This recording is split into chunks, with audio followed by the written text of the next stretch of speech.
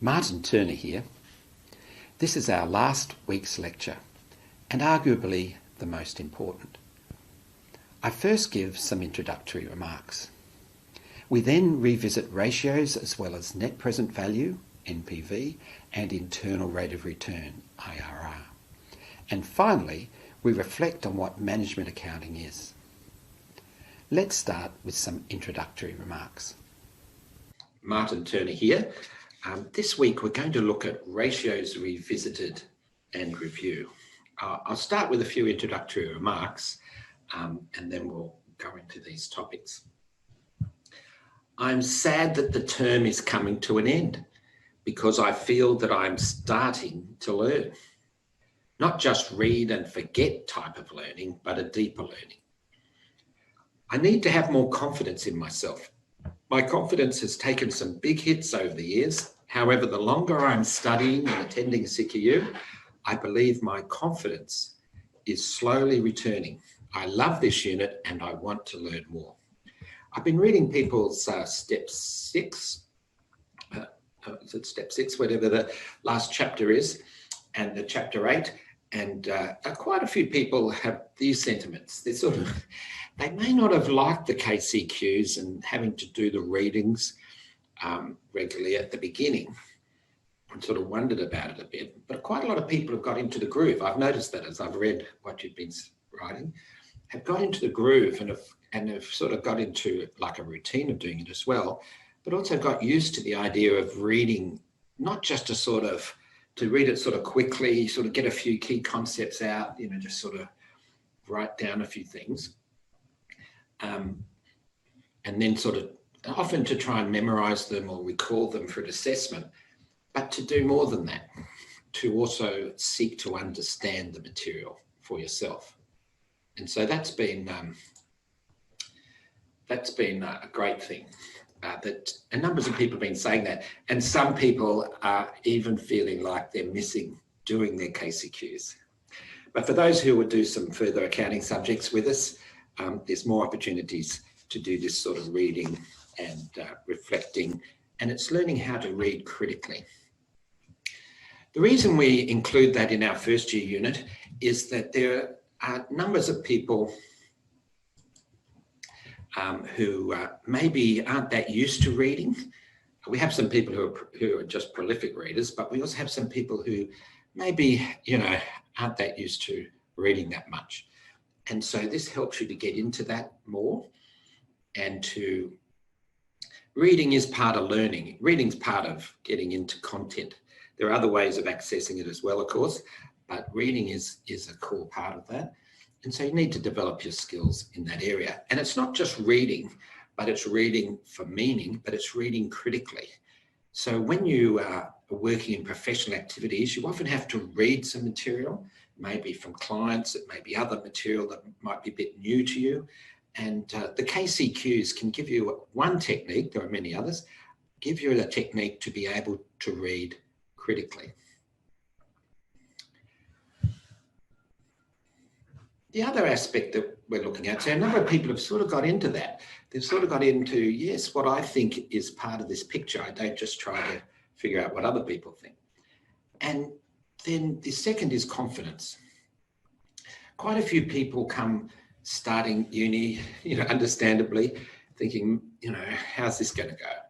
And you may have had some bad experiences in formal education before at school, perhaps. Particularly, you may not have liked maths, but also just generally your confidence in, am I going to be able to do this? And I've seen a lot of people growing in their confidence during the term. And just as this student said here, I believe my confidence is slowly returning.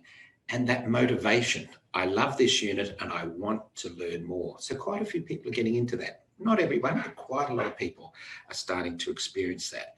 So as we get to the last week, which we are now, this gives us a chance to reflect on what we have been learning over these last few months.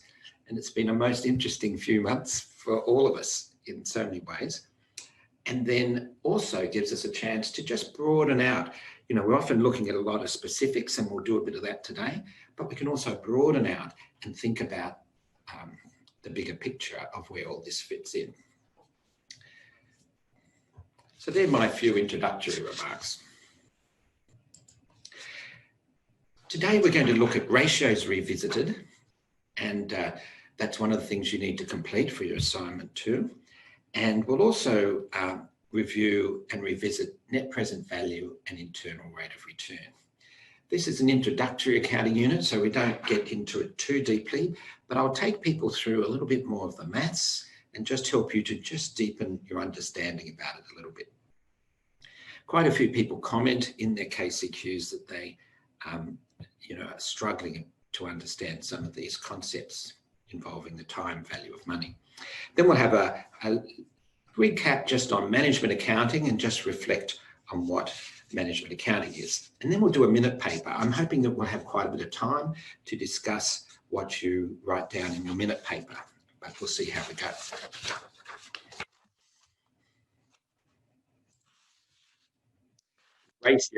Ratios. There's the relationship between two items, usually two items in our financial statements.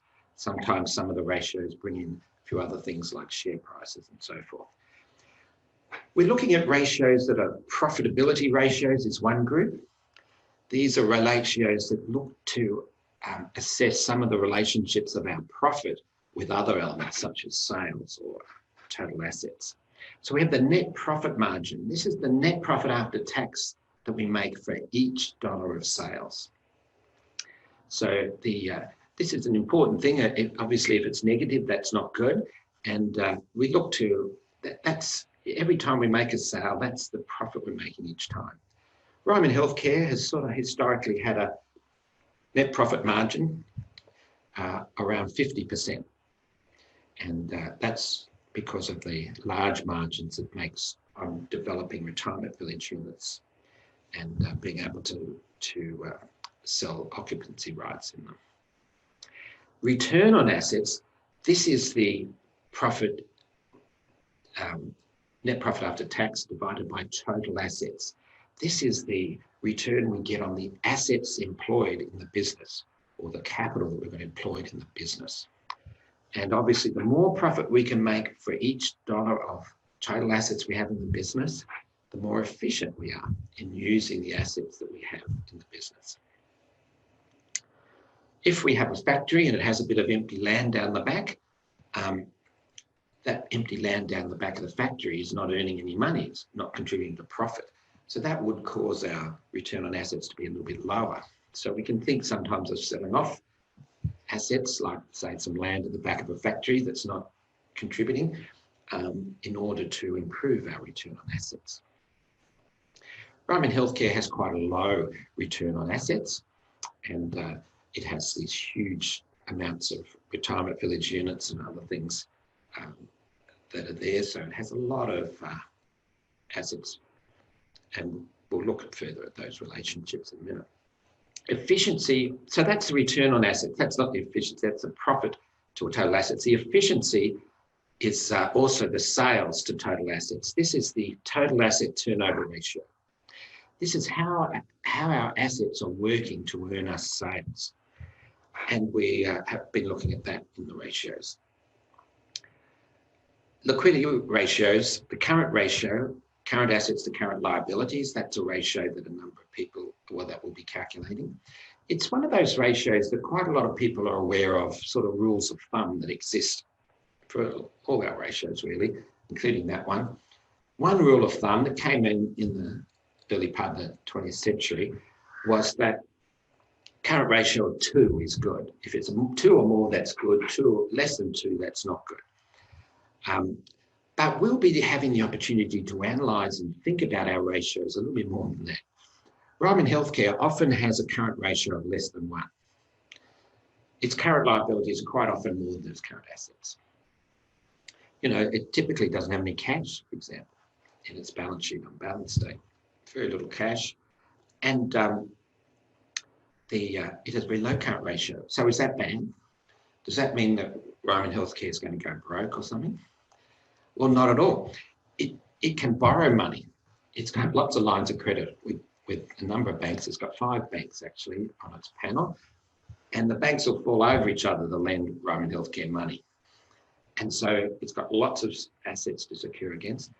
So it has no problem with cash. And in fact, it's borrowing money every year as it's growing its asset base. It's a large property development company. So the fact its current ratio might be less than 1 isn't a bad thing. And it could be a good thing because it's efficiently using its current assets relative to its current liabilities.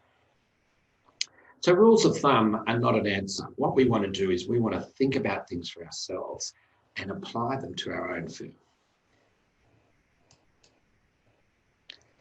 Then we have a look at financial structure ratios. These are the ratios that look at our financial structure and how we're funding our business in debt and equity. So the debt to equity ratio is where we divide debt to equity. And you can use total liabilities as your debt, or you can use your interest paying liabilities as debt. Either way, it's fine. The debt to equity ratio, that shows you how much debt we've got in the firm relative to the equity. So it gives us some sense of the financial risks we're taking. And the equity ratio is the equity to total assets. It's a similar sort of ratio in terms of what it's looking at. How much equity have we got in the business compared to the total assets? So it's how much gearing or how much financial risk we have embedded in our business. As quite a few businesses are discovering during the economic upheavals that we're just entering into this year, and no doubt will continue for a few years, is that those who have a lot of debt, a lot of borrowings, and are stretched there, they're finding it very difficult when their revenue is collapsing. And that's, for example, the case of Virgin Airlines here in Australia. It has $5 billion worth of debt. It was struggling a lot anyway before the current closure of the airlines. And so it had to go into administration. It's being sold, and because it had such a high amount of debt. So that's the financial structure ratios. You'll be calculating those. Then there's the market ratios. These are where we look at items in our financial statements compared to market measures such as the share price. Earnings per share, net profit after tax, divided by the number of issued ordinary shares. Now, in calculating this ratio, it's important, as with all ratios, it's important that we compare apples with apples. And part of that is comparing items in the same order of magnitude. So net profit after tax, that might be in millions of dollars or thousands of dollars, depending on how your financial statements are set up. And but your number of issued ordinary shares might be an actual number of shares. It may not be, but it might be the actual number. So Ryman Healthcare has 500 million shares, 500 million shares, but its figures in its accounts, so its net profit after tax is in thousands of dollars. So we've got to make sure we're comparing apples with apples. So we need to make sure that the order of magnitude of those two numbers we're using, net profit after tax and number of issued ordinary shares, is the same. Quite a few people are coming against that issue, for example, with earnings per share. And you can discuss these things on the Facebook page. But and that's what a number of people getting their minds around that. That's an important thing to think about when calculating ratios. Price to earnings ratio. This is the market price per share times the earnings per share. So the market price per share, Ryman's is around $13 at the moment, and its earnings per share, not quite sure what they are, but it makes a certain amount of earnings per share. And so it's got typically around about a 15 times price to earnings ratio, something like that. And so you can see that you'll be comparing the earnings per share in that case, which is another ratio you previously calculated with the market price per share. Sometimes, going back to earnings per share, sometimes people have trouble finding the number of issued ordinary shares. If you are finding trouble finding it, you can typically find it in the footnote in your equity. Footnote to your issued capital will disclose typically the number of issued ordinary shares. So once you've calculated all those ratios, we then do some ratios that are based on your reformulated or your restated financial statements in that worksheet. So you calculate some ratios based on the financial statements now and some market-based ones, and then you come to the restated financial statements, reformulated. Return on equity. So we use return on equity, we use comprehensive income divided by shareholders' equity. You can use average figures if you like, if they're changing. For a lot of people, your shareholders' equity won't be changing much year on year, so you can just use the closing equity. So we can calculate a return on equity, so we use comprehensive income. Return on net operating assets.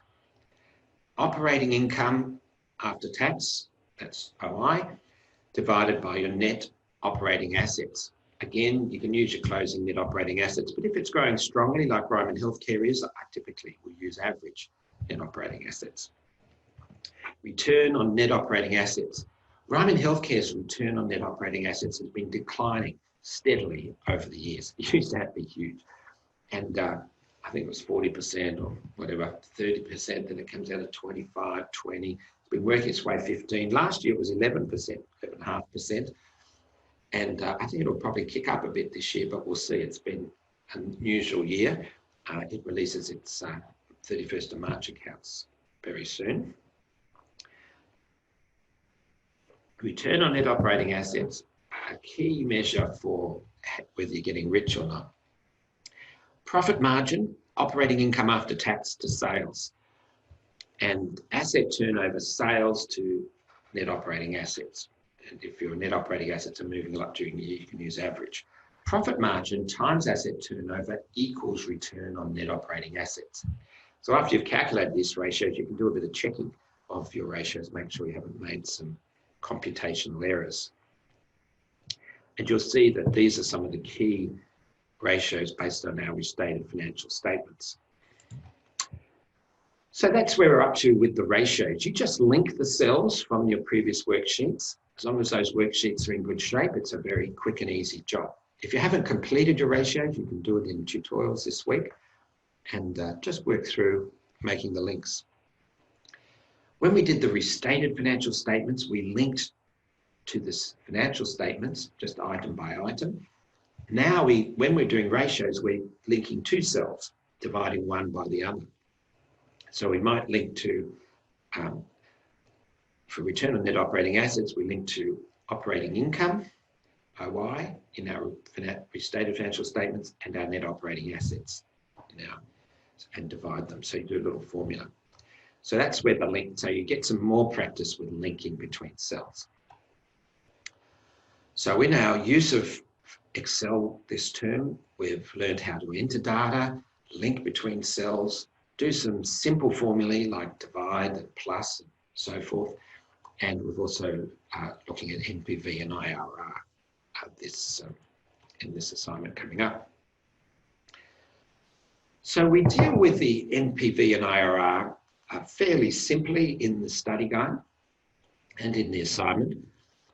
But this time I'm going to take you through the maths a little bit, only a little bit. And a number of people would like to get a bit of a grip on this a bit more. Now, net present value, when you do it, if you're making an investment, typically you make the investment today.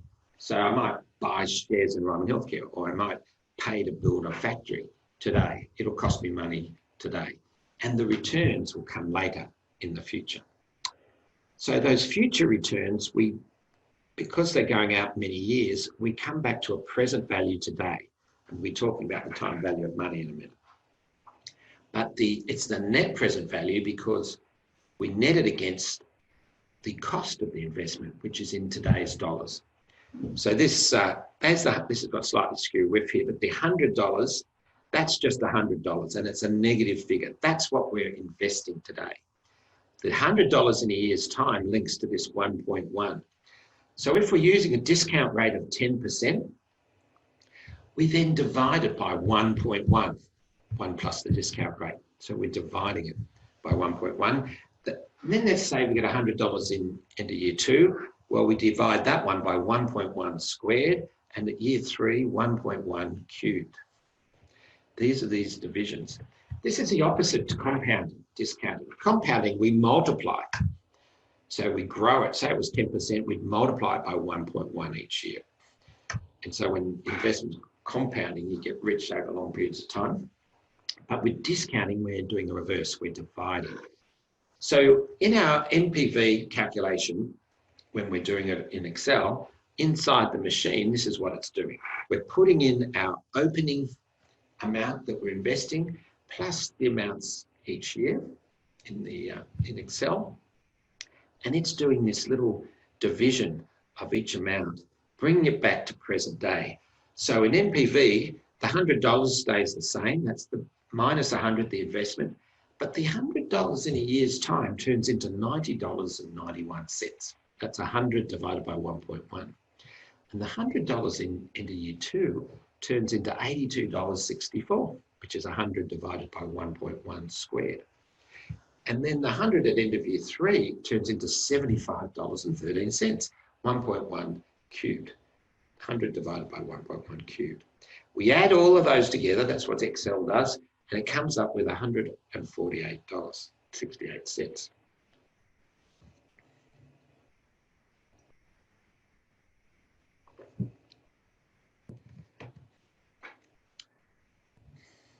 So this is the mechanism of us reducing these expected dollars in the future to money that would be equivalent to us if we had it today. So what we're saying is this investment, negative 100 plus these hundreds over 3 years, is worth today $148.68. So we're turning the $100 we have today into $148.68 today of value, based on our expected future cash flows. And these are cash flows, cash. So why is money in the future worth less to us today than it would be? It's not as valuable as a dollar today. Why is a dollar in the future not as valuable? Quite a lot of people are aware that, there's inflation quite a bit, quite low for the last fair while. But, that chips away. In other words, it costs us more to buy things in the future on average.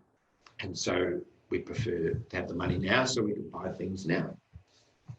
Also, if we have some money, we can put it in the bank or invest it and get a return. And so we could grow it and we forego that if we don't have the money today. So there are those sort of factors, but they're a tiny bit of what the time value of money is. The big part of the time value of money, this 10%, because inflation is just 1% or 2%, and we could probably earn 1% or 2% in the bank. But the reason most of the discount is risk, uncertainty. Money in the future is not certain. And you could have $1 today in your pocket, certain, I've got it. But the promise of $1 in the future, it may happen, it may not. I might get more, I might get less, but it's uncertain, there's risk. And typically, we prefer the certainty today rather than taking the risk. Now, net present value. So net present value incorporates that discounting back of the future cash flows into a single figure. And once you start to realise what this figure means, it always comes out nice and precise, but it's roughly $150. Is that we can turn $100 into roughly $150 equivalent today if my judgments are correct about the future cash flows. So that would be an investment worth doing. The IRR, the internal rate of return, is the discount rate. See, that's the rate of return, the discount rate that results in NPV equaling 0. So if all of these $3 here, up here, equaled 100 there, that would be 0.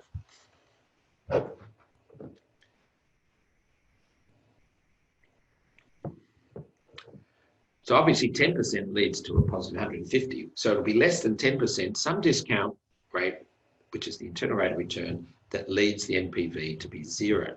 So how does this work? Well,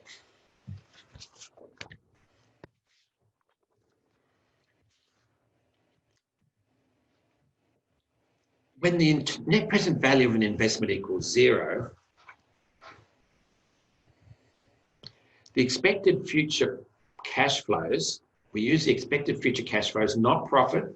So like with the accounting rate of return, we use profits. We're not using that. We use expected future cash flows, the cash, and we adjust the future cash flows for the time value of money with internal rate of return.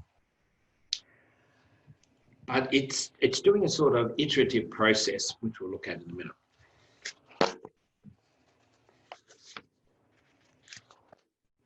Yeah, we'll look at that in a minute. Now, when we're doing NPV with Excel, we use the formulas. You go formulas, financial, NPV function. And it calculates the net present value of an investment by using a discount rate in a series of future cash flows. So we put in the discount rate and we put in the future cash flows. So you can see we have NPV rate. In our case, it would be 10%, value 1, value 2, and so on. Rate is the discount rate. Value 1, value 2 are the future cash flows, out of however many we've got. And value 1 and value 2 occur at the end of each period. So these cash flows are the end of the period. Now, the initial investment's often made today. Not always, but often today. So the NPV calculation using Excel is based only on future cash flows. So they do not include the initial investment in our NPV calculation. So what we have to do, when we calculate NPV, we put in the rate and the future cash flows. We get the NPV calculator, gives us a figure. We then need to deduct from that NPV result in Excel the initial investment today. So that's a key thing to remember in your assignment. That's how NPV works in Excel.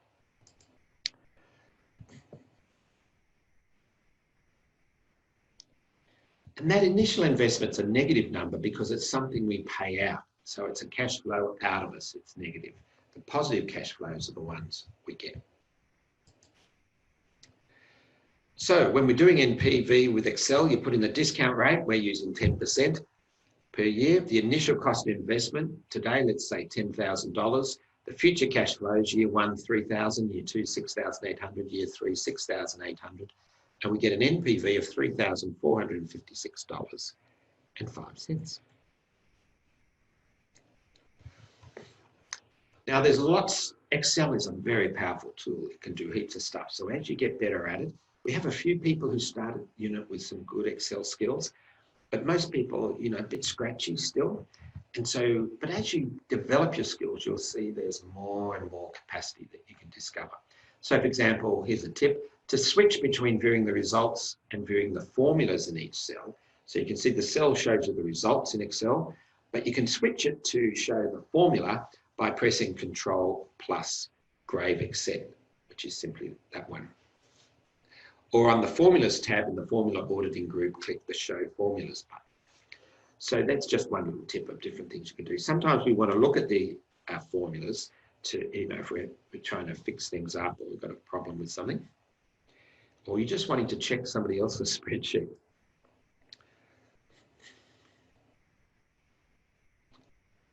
And remember, when using Excel with NPV, we do not include the initial cost, in this case $10,000, as one of the values in NPV. That's a trap for young players. In the NPV, because the payment occurs today, we're paying the $10,000 today, the initial investment, so we don't discount it. It's at the beginning of the first period. Instead, we just subtract it separately.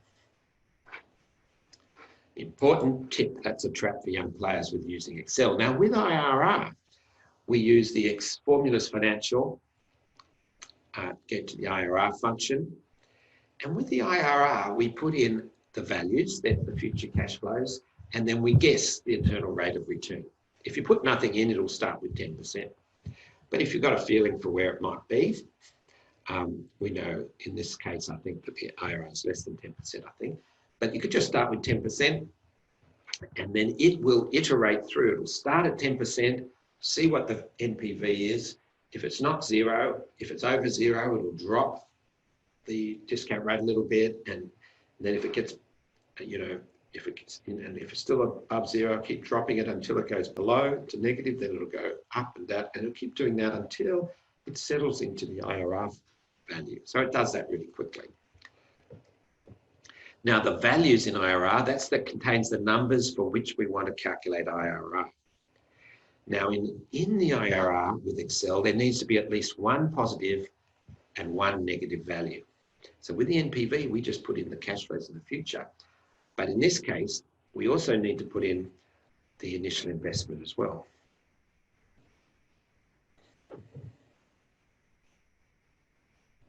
So a key thing to remember when using IRR in Excel is we include the initial investment. When we're doing NPV, we don't. We subtract it separately.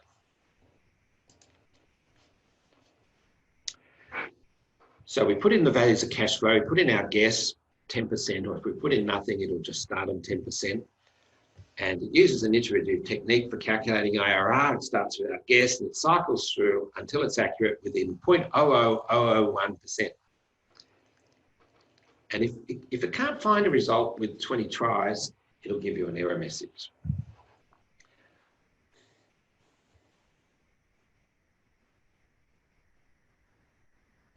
If you get that error message, #num, ! Or get some error, just try another initial guess, one that might be a bit closer to what you expect. So an example is the initial cost, $70,000. The future cash flows, $15,000, $18,000, $21,000, $26,000, $26,000 over 5 years. And the internal rate of return comes out at 14%. And we include the $70,000 as one of the cash flows in the IRR calculation, which we don't do when we use NPV. Now, the internal rate of return is easy to understand. It's 14% in this case. People can sort of relate to that. Yeah, that sounds okay. 14% sounds good. And, if you can keep doing that on all your investments every year, you get pretty rich. The perfectly good. But there are some technical issues with IRR. IRR is plotting where the NPV is 0.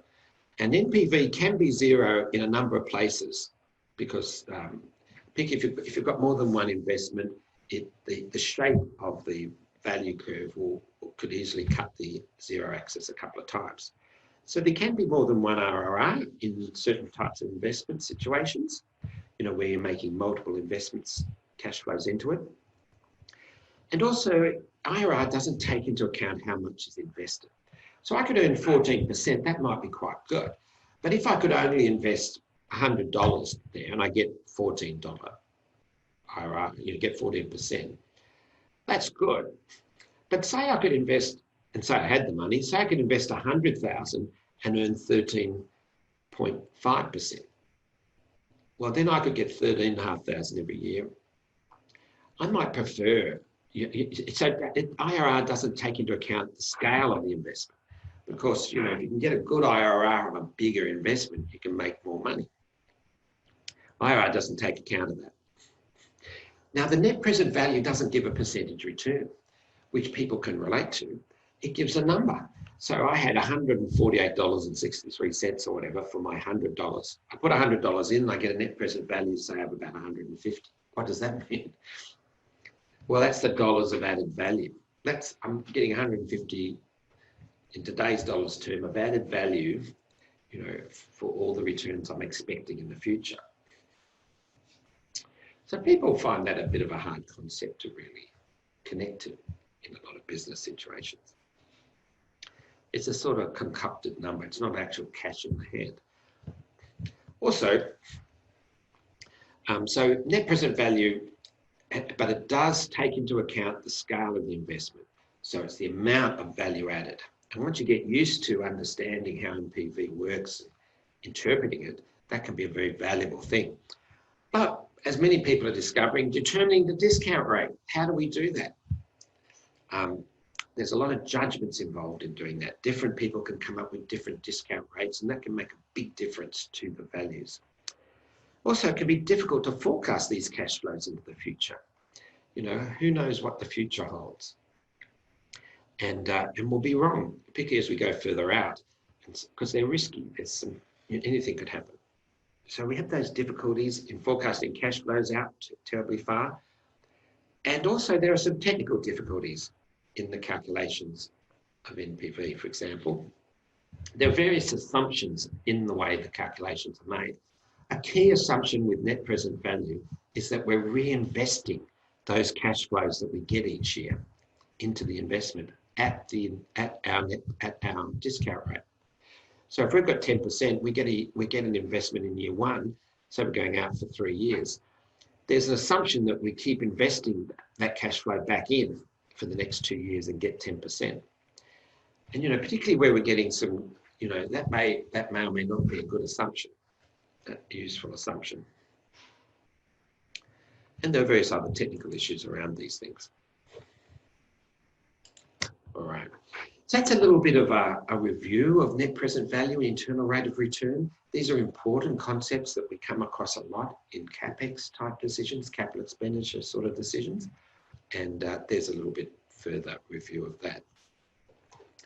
Also, in the second half of this term, we've been focusing on management accounting. Management accounting, what is it? What is management accounting? A number of people have been thinking about that as we've been going through it. And we're going to have a look at that at the end rather than the beginning, as you've had a bit of a chance to think about it.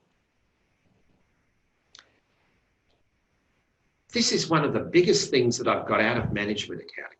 It is about much more than just numbers. When I originally started this course, accounting to me was just about numbers. I now know there is a lot more to it than this.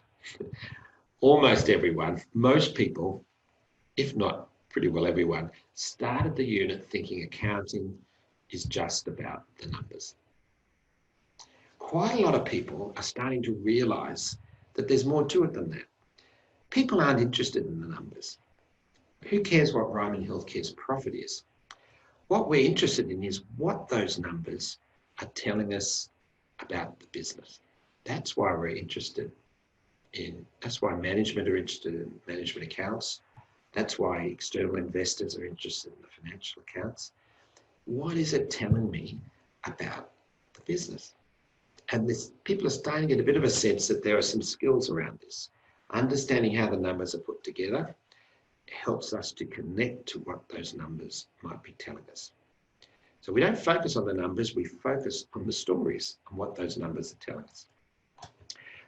So management accounting is concerned with the provisions and use of accounting information to managers. The provision and use of accounting information to managers within organisations to provide them with the basis of making informed business decisions would allow them to be better equipped in their management and control functions. So we're concerned with managers, internal people. There are no rules with management accounting. Managers can get whatever information they want about their business. To help them make decisions, particularly once businesses get any size, we tend to paint by numbers, manage by numbers a lot. We've got to look at what those numbers are saying and interpret them. Management accounting information is usually confidential and used by management instead of publicly reported. When we were doing the work on financial accounting, we could use the accounts of our firms. They're on their website, we can get the accounts of any listed company, for example, in the world. And but the management accounts, we can't. They don't give them out. They're confidential and they're used by management internally. And management accounting tends to be forward-looking rather than historical. The financial accounts are looking in the past. Ryman Healthcare is about to release its 31st of March 2020 accounts in June, around now. And they go back, so that's the past. That goes all the way back for 12 months during the period 1st of April last year to 31st of March. Lots happened since then, and certainly a lot happened during that period. So it's backward looking in terms of the numbers. But management accounting's often got forward looking. We might have projections. We might have forecasts of what we're thinking might happen, as well as looking at today and the recent past. Also, management accounting information is pragmatically computed. It doesn't have to comply with accounting standards. We can calculate them in whatever way we like if we're looking at various things. And it's used within an organisation typically for decision making. I feel I'm able to understand the concepts we've been learning and am able to apply them to real-world situations such as with environments. A number of people have been commenting on the value to them of applying what we're learning to real situations. I've been doing it with my firm, so people can see that, and also people who've been doing it to your firm, and also discussing with other people with their firms. It's as we use the concepts in real situations with real things that we can deepen our understanding of the concepts. A lot about university is about laying a foundation, both learning how to think, read critically, be able to think for myself, have that confidence to interrogate and argue cases based on evidence. And it's also about giving that foundation which we can then use in the real situation. So as we start work, and many people are working as they study with us in accounting firms or in other businesses, you can use and apply what you're learning as you go. And for others, you'll start work afterwards and start. But when you start any area, you tend to start at the bottom.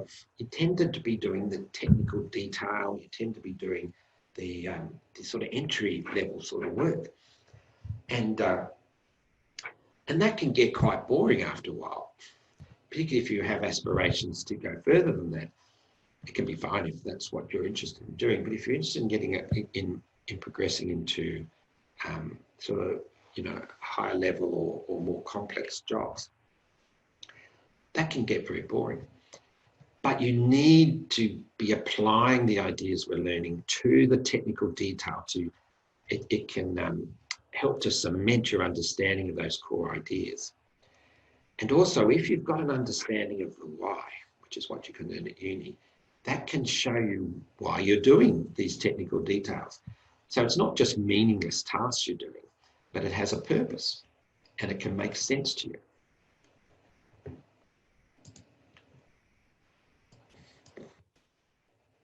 And that can help you overcome that sort of discouragement that you might feel as you're going through the technical detail, because you understand why you're doing it. And it is deepening your understanding of it as you lay a foundation for the rest of your career.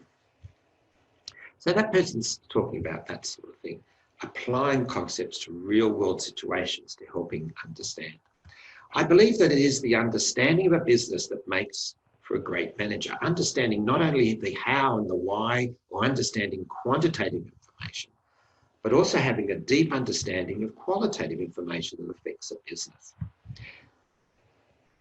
It's the understanding of a business that makes a great manager. That is it. People who are great managers understand their business, and they can use information, quantitative accounting information and qualitative, to drill into what's really going on. I've worked with numbers of great managers, and it's amazing when you see this in action. And so management accounting fits into that. My first thoughts were that managers are indeed driving firms, but now I have a deeper understanding of what that actually means and how important it is to ensure managers are given realistic and reasonable information. Otherwise, incorrect information will not help a manager, but will hinder a manager instead. Part of this, and a big part of this, I've come to realise, is the management accounts. In some cases, the management accounts could be the only source of firm information. One of the themes through our unit has been, can accounting help or hinder people to really understand what's going on in the business? And quite a few people have been reflecting on that. One view that people have been developing is that some people say, of course it can help. What are you talking about? Other people have said, well, it depends on how well the accounts are put together. Whether the judgments that are being made are helping to connect to what's going on, or are they trying to tell you a story that they want you to hear in making these judgments? We discovered that accounting is full of judgments. In management accounting, we saw that there are judgments between deciding whether costs will be period or product costs. Will we include them in the product, say as indirect costs, or will we just expense them through the period. And there's judgments around that. What will help people connect to what's really going on? If we need to make those judgments in that light, if people are doing that with the accounts, then they can help managers connect to what's going on and external parties. If not, if judgments are being made to sort of, spin some stories, make things look better than they really are, well, they can hinder you. Others have realised that managers are really important in businesses, for good or ill, if they're good managers. A lot of people thought, the people managing, they're just got a cushy life, they're just drinking cups of tea, looking at them. Now people are starting to realise maybe there's more to it. Maybe there's more to it to manage these businesses. And if I want to be a manager of a business, big of any size, maybe I need a few skills, And one of those is being able to use management accounts. If I owned or decided to invest in a business, I would ensure the manager had the necessary qualities to drive my business. I ran a private equity firm for many years. We made a lot of investments in lots of different companies, including quite a few management buyouts, and we were backing management teams into those businesses. And yes, I would definitely want the necessary qualities to drive my business. Yes, the qualities I would seek, this person says, would be someone who had great people skills. Great people skills, and who will inspire others in their work, because a business is only as good as its people. And a lot of businesses, that's all you've got. You've got people. You haven't got a lot else. And in people, there's a lot of service businesses, and you pretty well only got people. And in other businesses, you've got other assets as well. This person said great people skills. And these people skills, these abilities to communicate, to inspire others, to bring people along, to align with the objectives of the business, are not just face-to-face, but also online. So you need the skills in a number of different ways. A person who is not afraid of taking calculated risks, yes, managers, and most of all, someone who can interpret, correctly the management accounts, so they'll make appropriate decisions. So management accounting, it could be an important skill to be able to interpret the management accounts correctly to make appropriate decisions. That's what someone was saying. So we've had a look at ratios. We've had a little bit of a look and revisited some of those ratios. And you'll have the opportunity, if you haven't finished the ratios already, you have the opportunity in tutorials today to finish them. We revisited NPV and IRR. And we just had a little bit of a look at how they're calculated a bit more. And then we've had a look at what management accounting is. And we've seen some of the people's growing understandings of what management accounting is. So we'll do the minute paper now. We've got a fair bit of time, so that'll be good. Spend 1 minute answering these two questions. What was the most important thing you learned today? You might say nothing at all. What was the most important thing you learned today? What questions still remain unanswered? If you develop the practice of just asking yourself these two questions after any class you go to, you'll probably increase your learning by about 50%. What was the most important thing you learned today? What questions still remain unanswered?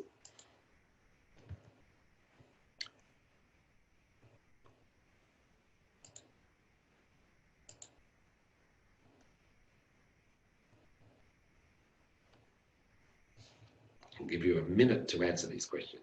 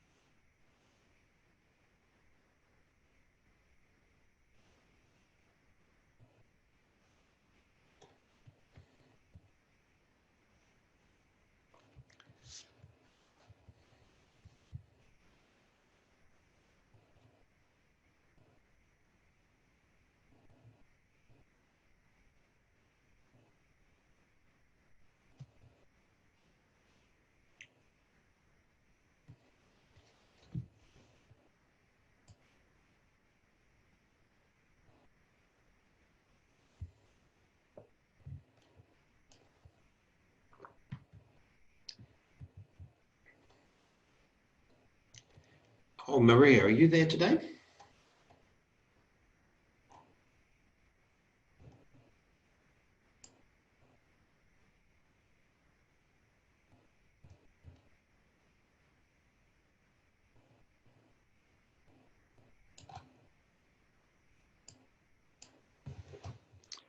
Well, we've got 2 submissions. And we've got, how many we've got attending? We've got 49 participants, 2 out of 49. What was the most important thing you learned today? You can say whatever you like.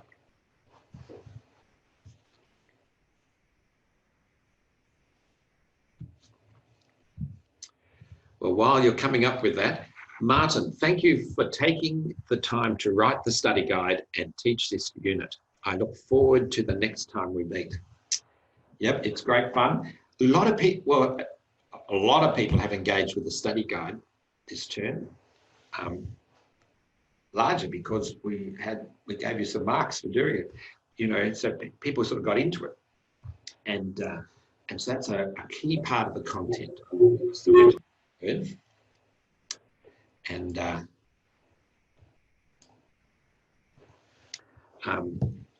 so you've been engaging with me, you know, with the author of the material. So that's part of the connections you can make with the content, with each other, and also with your teaching staff.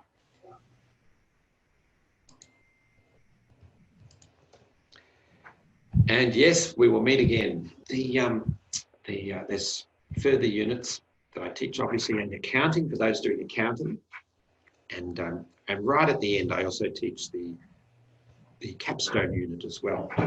You can get me right at the end, and you can have a bit of a reflection on what you're learning. But for those doing Act 11081 next term, you'll be able to have another experience of, you'll be able to build on some of the things you've been learning this term. I learned more about management accounting, how managers would take calculated risks and its information, or Marion is pragmatically computed. Yeah, and how management accounting is pragmatically computed. Yeah, so people are starting to get a bit of a feel for management accounting. It's introductory, and financial accounting and how they differ a bit. Financial accounting, you've got a lot more, well, you've got a lot of rules, you've got to follow them. There's still quite a lot of judgments involved, but you can't go against the rules. And then, but in management accounting, there are no rules. And management account's internal, you're not giving it away to everyone. But with financial accounting, there are rules, but there's only rules for those people who are producing reports for the, generally for people. Particularly listed companies are a good example. Your reports are there for anybody in the public, for all your shareholders and so forth. That's where you have to follow the accounting standards. Most businesses, most companies and most businesses are just private companies, and they just keep the accounts themselves. In those cases, they don't have to follow the accounting standards.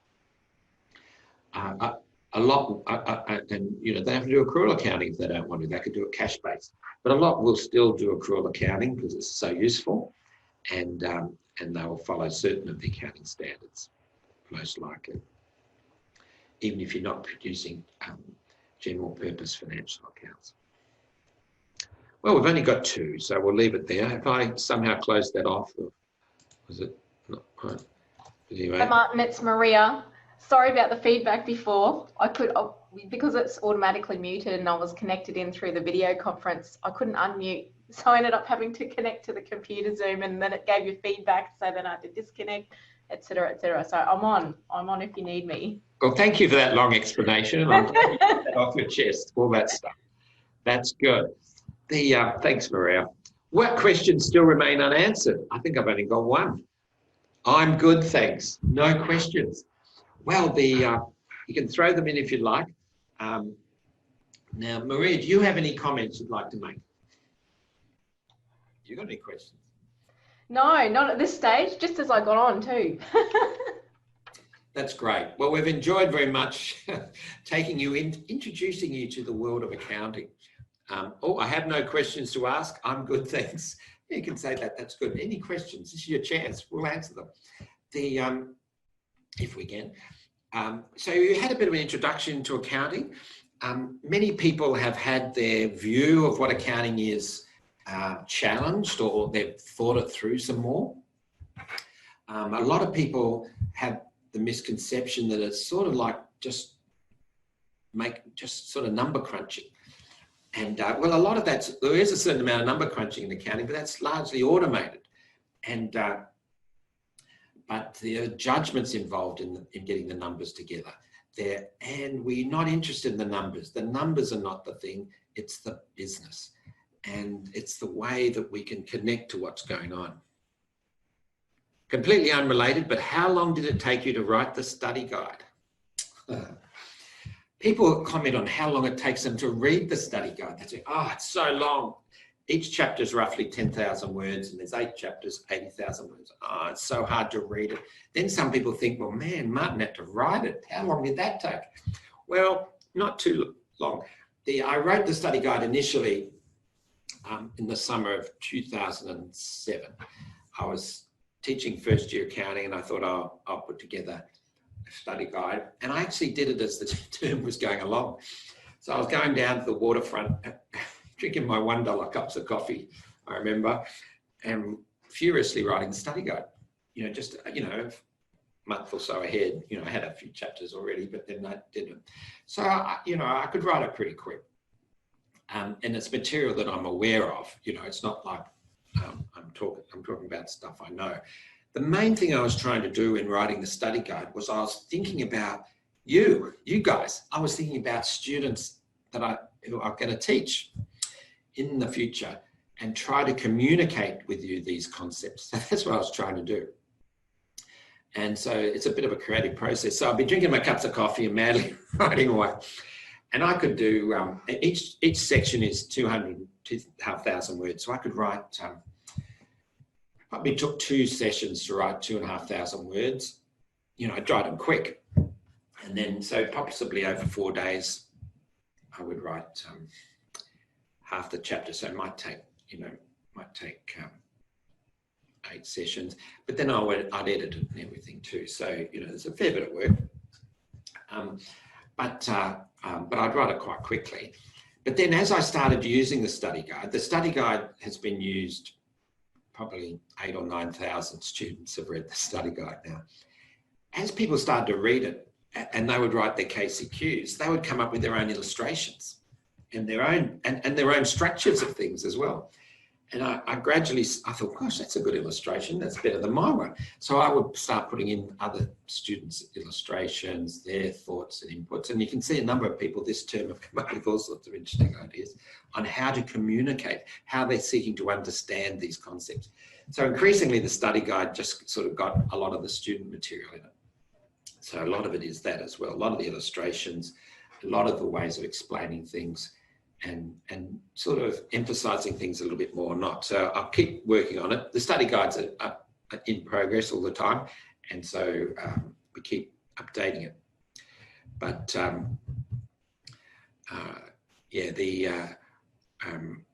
but it's designed to help you understand the concepts rather than just sort of superficially memorise something.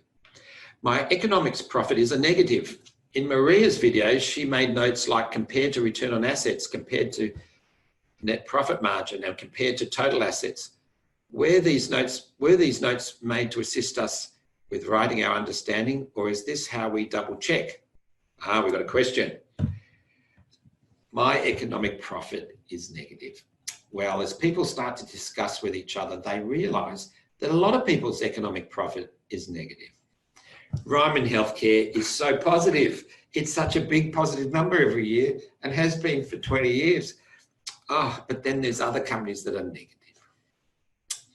In fact, what people discover is about half the companies are negative and half are positive. So there's quite a lot of negative economic profits. So they're making profits. But when you start looking at the cost of capital, the fact that the capital employed in the business is not free, these businesses are actually destroying value. They're not earning the rate of return that you need, unlike Ryman Healthcare. But economic is a negative. In Maria's video, so some people get worried about being a negative, but they quickly realise it's quite common. When you study economics, you're told that you can't make economic profits, certainly not in the long term, maybe for a short while, because they'll get competed away. Ryman Healthcare might start making economic profits with developing retirement village units, but quickly other players will come in, do the same thing, the prices will come down, and it'll be efficient and you won't make economic profits. Well, that's not quite right, is it? Because Ryman Healthcare is an example, but there are companies that make economic profits for decades. And that can take a long time to compete away the profits. That's a trick if you can find it. You don't need too many companies, but you can find a few who are going to make economic profits, good economic profit long term. You get rich. So you need a sustainable competitive advantage. You need some, a moat around it that people can't just quickly copy what you're doing. Ryman Healthcare's got a model that lots of companies around the world have been looking at for a long time and seeking to replicate, and not so easy to replicate. And also companies in New Zealand have been seeking to do the same thing too, some more successful than others. So there's a lot of sustainable competitive advantages that are possible, and that's what you're wanting in a business. It's also what you want in your own career, actually. But so some are negative, some are positive, but economics is right. It's if they expressed it this way, which they sort of mean, but often it comes out a little bit more that everybody will be zero, is that on balance, you see, it's sort of like if we got our group of companies, I bet roughly half will have positive economic profit and half negative. So on balance, it's zero. So sort of on average, you can't make economic profit. So if you just pick, random companies and invest in them, you'll probably get zero economic profit. So that is right. The markets are pretty efficient, but that doesn't mean that you can't make money over and above just the average rate of returns. So you've got an economic profit that's negative. In Maria's vote, she made notes like compared to return on assets, compared to net. Were these notes made to assist us with writing our understanding, or is this how we double check? Oh, look, they're creating your comments, Maria. Do you want to answer that one? I would love to answer that, Martin. Okay, so those comments are definitely there to help you with your writing. It's a component of explaining your ratios. And it's not anything to do with economic profit. They are to do with the restated ratio. So you'll find those little notes that I made next to each particular restated ratio that compares to a non-restated ratio above. So you'll notice when you do your ratios that Martin has separated groups. So you'll see profitability ratios here. I might just share my screen so I can explain it. Oh, hang on, Martin, you're sharing. I'll stop sharing. I stopped. Okay. All right, let me just try that again. So just to answer that question. All right, so you'll see that there's groups here, profitability ratios, then you'll have efficiency ratios, then one liquidity ratio, a couple of financial structure ratios, a few market ratios. These are all the ratios that you must link to from your original financial statements. Okay, they are based on your original financials from that first tab in your spreadsheet here. Okay, the bottom ratios underneath the heading ratios based on reformulated financial statements, they're the ratios you will calculate which are based on your restated financials. So you will link these to the second sheet, second tab in your spreadsheet, okay? Now, why I've put little, you'll notice in my video, so very good for watching my video, but you'll notice I'll put, I think there's 3. So they're the 3 that I put in. That's just to help you when you're explaining these ratios. I say we try to make sure that you give a holistic view. We don't just want you to just explain just that one little ratio. We like you to look at trends across the years. We also like you to compare with other student firms for those ratios. And we also like you to compare back to your ratios that you calculated using the original financials before you restated. So to help you with that, I put a couple little notes. So for example, your return on net operating assets can be compared to your return on assets ratio, because the only difference between both of these is that you separated out your operating section in the latter. Okay, so we want you to start thinking about why is your original return on assets different to your return on net operating assets? Why might that be different? So remember, this one includes your, well, all of your assets, including your financial assets. Obviously, you've separated the operating section out. So that's the first one. Then I've also put little notes for your profit margin. So again, compare that to the net profit margin from your original financials, so that you can see what the difference is. And again, you'll notice that the only difference is that you separated out the O component. And again, with the asset turnover based on the restated financials, compare that to your TATO, your total asset turnover ratio, from the original financials. And again, looking at the fact that the difference is you've separated out the operating component from your assets. So that's why I've put those note sets, to help you explain or complete the written explanations in your Word document for that section of the assignment for step 8. So hopefully that's answered. I'll stop screen share now. Let us know if that didn't answer your question.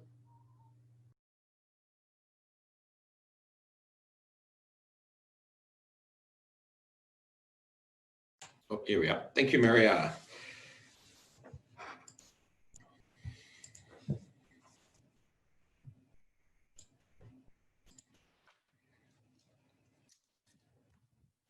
Thank you for that. A lot of people love Maria's videos, by the way, and they get a great lot of hits actually, and Maria gets a lot of interaction with people through the videos, like that question there. I hope that answered it. You probably noticed that Maria and I and the whole teaching and marketing team, we just have a ball teaching this subject.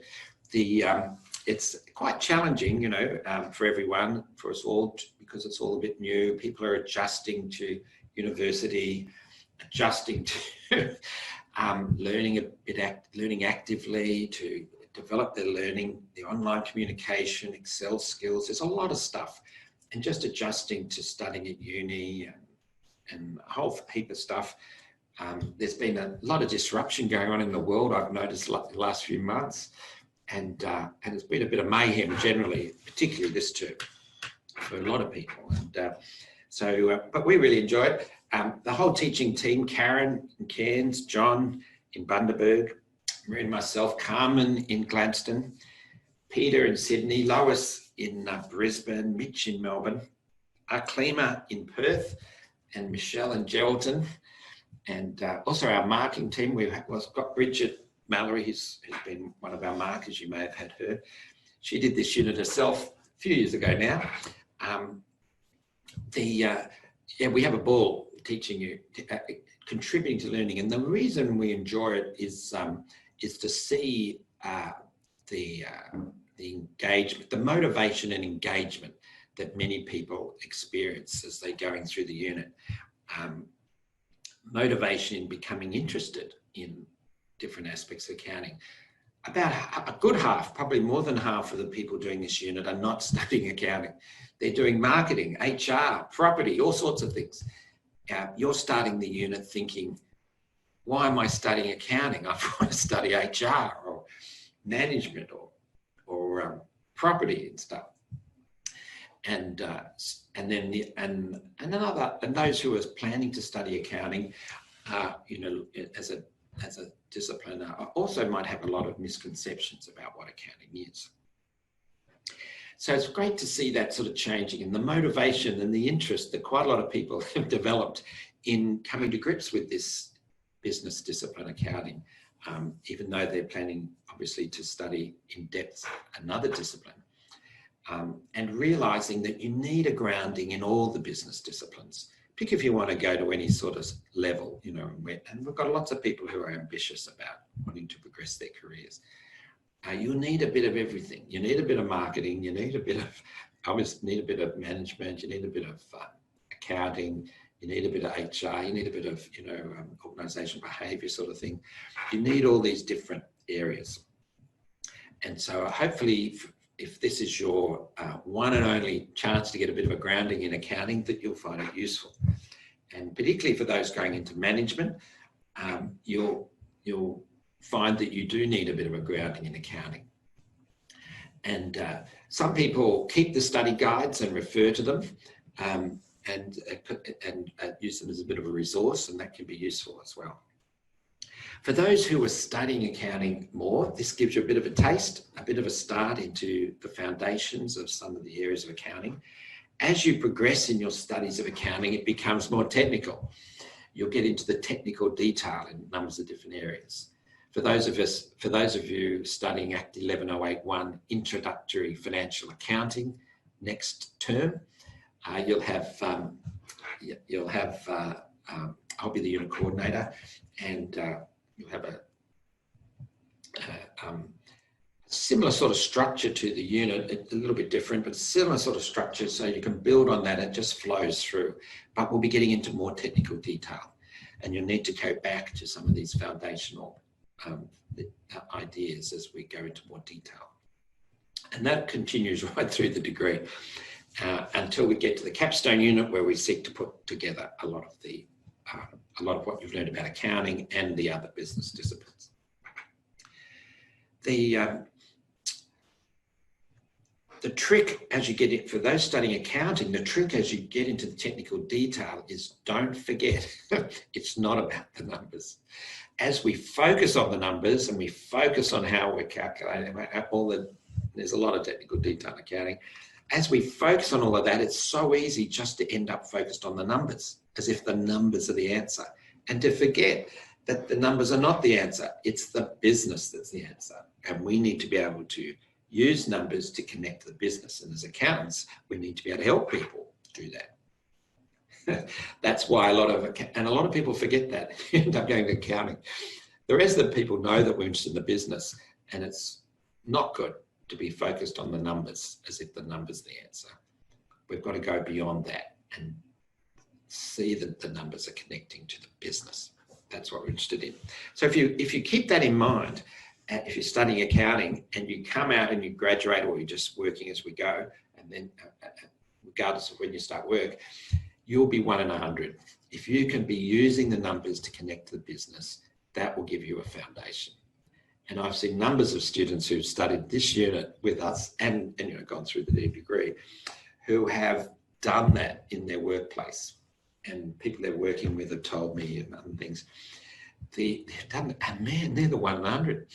And so what happens to those people is, when some interesting task comes along, as you get some more interesting projects, who are you going to give it to? Are you going to give it to the person who's sort of bored to death trying to calculate numbers that mean nothing to them? Or are you going to give it to the person who's sort of really interested in the business, and he's seeing and sees how the numbers connect to the business, and he's learning about the business? You're going to give them that project. And so they'll get the more interesting, challenging work, and they'll progress more. And some of the past students that have done this unit years ago have progressed into quite senior jobs already.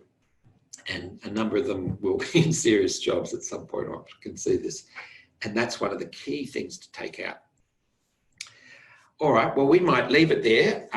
There are no more questions. Thank you very much, everyone. I've enjoyed our last 12 weeks, or it's a bit more than that. Encourage you to work hard to complete your assignments. There's a number of people, there's about 20 or 30 people in our unit who have back-ended this assignment too quite a lot. And if that's you, we're very happy to support you to get to the finish line. It's important to get to the finish line. This is an introductory first-year accounting unit. You don't want to do it again. Once is enough, and then it can give you the foundation to go on into whatever disciplines you're studying, as you're building your degree. Well, thank you very much, everyone, and we'll leave it there. We'll take a break, and then we'll start our tutorials in around 15 minutes. Thank you very much.